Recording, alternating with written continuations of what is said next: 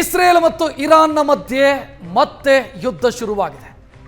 ಈ ಯುದ್ಧದಲ್ಲಿ ಇರಾನ್ನ ಸರ್ವಾಧಿಕಾರಿ ಸರ್ವೋಚ್ಚ ನಾಯಕ ಬಲಿಯಾಗಿದ್ದೂ ಆಗಿದೆ. ಈಗ ಇರಾನ್ ಪ್ರತೀಕಾರದ ಮಾತುಗಳನ್ನು ಆಡ್ತಾ ಇದೆ. ರಕ್ತಕ್ಕೆ ರಕ್ತ ಅನ್ನುವಂಥ ಪ್ರತೀಕಾರದ ಮಾತು. ಇರಾನ್ನ ಅಲ್ಲಲ್ಲಿ ಕೆಂಪು ಧ್ವಜಗಳು ಕಾಣಿಸ್ತಾ ಇದೆ. ಪ್ರತೀಕಾರ ತೀರಿಸಿಕೊಳ್ತೀವಿ ಅನ್ನುವಂಥ ಸೂಚನೆಯ ಪ್ರತೀಕವಾಗಿ ಇಸ್ರೇಲು ಹೇಳ್ತಾ ಇದೆ ಯುದ್ಧ ಮುಂದುವರಿಯುತ್ತೆ, ದಾಳಿಗಳನ್ನು ಇನ್ನಷ್ಟು ತೀವ್ರಗೊಳಿಸ್ತೀವಿ ಅಂತ. ಅಮೆರಿಕನೂ ಹೇಳ್ತಾ ಇದೆ ಪ್ರತೀಕಾರ ಇನ್ನಷ್ಟು ಜಾಸ್ತಿ ಆಗಿರುತ್ತೆ ಅಂತ ಅಮೆರಿಕನೂ ಮಾತನಾಡ್ತಾ ಇದೆ. ಇದರ ಮಧ್ಯದಲ್ಲಿ ಸಿಲುಕಿರುವಂಥ ಕೊಲ್ಲಿ ರಾಷ್ಟ್ರಗಳಲ್ಲಿ ಸದ್ಯ ಅತಂತ್ರ ಸ್ಥಿತಿ.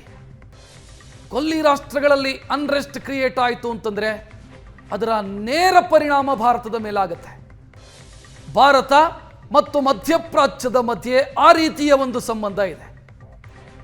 ಮಧ್ಯಪ್ರಾಚ್ಯದಲ್ಲಿ ಮಳೆಯಾದರೆ ಭಾರತದಲ್ಲಿ ಕೊಡೆ ಹಿಡಿಬೇಕು ಅನ್ನುವಂಥ ಸ್ಥಿತಿ ಇದೆ. ಏನು ಪರಿಣಾಮ ಬೀರುತ್ತೆ ಭಾರತದ ಮೇಲೆ? ನೇರ ಪರಿಣಾಮಗಳು ಏನು?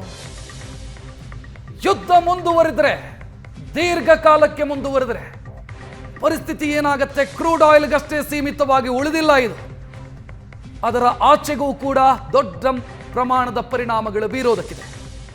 ಪೆಟ್ರೋಲ್ ಮತ್ತು ಡೀಸೆಲ್ನ ದರ ಏರಿಕೆಯಾಗಬಹುದು ಅನ್ನುವಂಥ ಆತಂಕ. ಕ್ರೂಡ್ ಆಯಿಲ್ ಅಥವಾ ಆ ಆಯಿಲ್ ರೂಟ್ನ ಮೇಲೆ ಪರಿಣಾಮವನ್ನು ಬೀರುತ್ತೆ.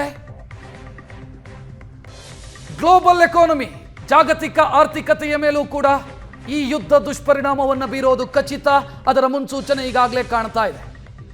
ಹೂಡಿಕೆದಾರರು ಚಿನ್ನ ಬೆಳ್ಳಿ ಕಡೆಗೆ ಮತ್ತೆ ಮುಖ ಮಾಡ್ತಾ ಇದ್ದಾರೆ, ಸೇಫು ಅನ್ನೋ ಕಾರಣಕ್ಕಾಗಿ. ಇದರ ಜೊತೆಗೆ ಭಾರತೀಯರ ಭವಿಷ್ಯ ಏನು? ಕೊಲ್ಲಿ ರಾಷ್ಟ್ರಗಳಲ್ಲಿ 85 ಲಕ್ಷಕ್ಕೂ ಅಧಿಕ ಭಾರತೀಯರಿದ್ದಾರೆ. ಯುದ್ಧ ಬೇರೆ ಬೇರೆ ಕಡೆಗೆ ವ್ಯಾಪಿಸಿದ್ರೆ ಭಾರತೀಯರ ಕಥೆ ಏನು?